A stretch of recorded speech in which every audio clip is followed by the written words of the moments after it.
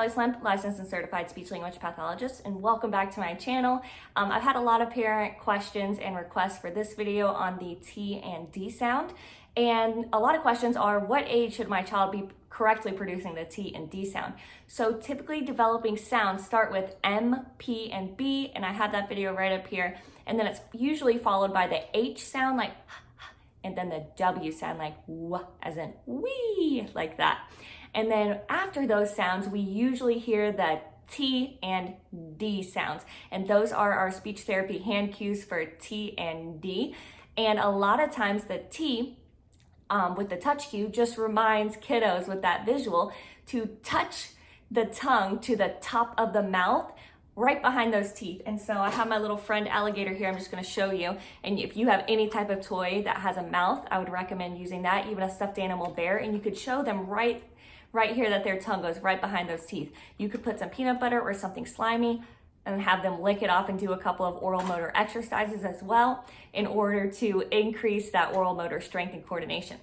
So the T sound has that touch cue, and a lot of times I just like to get out a simple game like Here's Gooey Louie, where ooh, that must have been the one, where typically you just pull something out one at a time in this really quick turns where you go back and forth. So I say t, and then they go t, and we take a turn like that, and we go back and forth t, and then the child goes t, and I go, good job. So some of the substitutions that a lot of times we hear in speech and language therapy as therapists are either the K sound, and that is usually when the child is backing a sound, meaning that they're taking a sound that's typically performed or produced in the front of the mouth, like the T sound where your tongue is at the front, and they're substituting it with a sound that goes in the back of the throat, is produced in the back of the mouth. So a lot of times what I like to do, especially if your little ones are still little, you can play airplane baby with them and put your child on your feet, and that way their tongue is naturally falling down because of gravity. And then you could practice your little clock sound, t, t, t, t, like that, and you could show them touching your nose. And then also another typical substitution that I hear is the D sound for the T sound. And so if you want a visual and verbal cue for that one, all we want to do is make sure to tell them to whisper like this, because whenever we whisper, we automatically turn our vocal cords off. And so it actually turns that D sound into the T, because the D and the T are the same exact sound, but one is with your voice off, the T, and one is with your voice on, the D. And so if a child is saying dap for tap, then I'll just say, oh, can you whisper it to me like this? Tap. And then they say, tap. And they automatically correct it because, again, they've already got the same placement. All they need to do is turn their voice on or off for either one of those.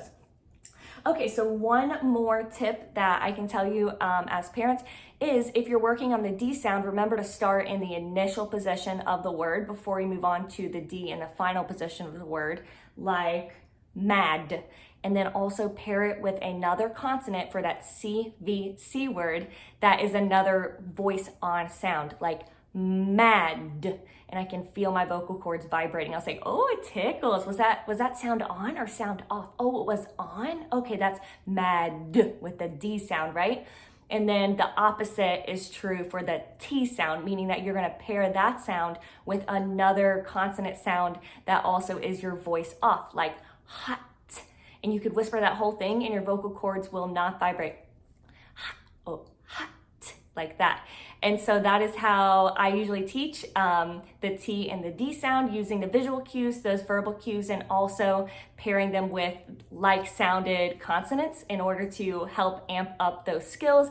It usually helps kiddos pick up on the word a little bit faster. Make sure your child can do this in repetition 80% of the time, just the sound by itself, before moving on to the initial position of words, then the final position of words, and finally that medial position of word, which is usually a little bit more difficult. I will put a couple of different practice worksheets in the bottom and also a couple of minimal pairs. And so you can always search minimal pair worksheets if your child is doing that K and T substitution, and you can show them the difference between, and this is a great one for a visual. So I have a key and a T. And so you can show them the difference between the sounds, and that's usually a big help, especially with the visual. So if they say kick instead of tick, then that's a good one to show. Oh, this is kick. You wanted tick, like that. And so the visuals are always great. It really helps kiddos pick up on things a little bit faster. And if you need some other articulation tools and toys, I have a great resource for you. I'm gonna put the link in the bottom. It's Speech Tree Company, and you can order those minimal pair kits as well as your CVC combination words for all of your speech and language sounds. All right, guys, see you next time. Make sure that you leave all of your questions, comments, and video requests in the bottom, and I'll be sure to get back with you. Until next time.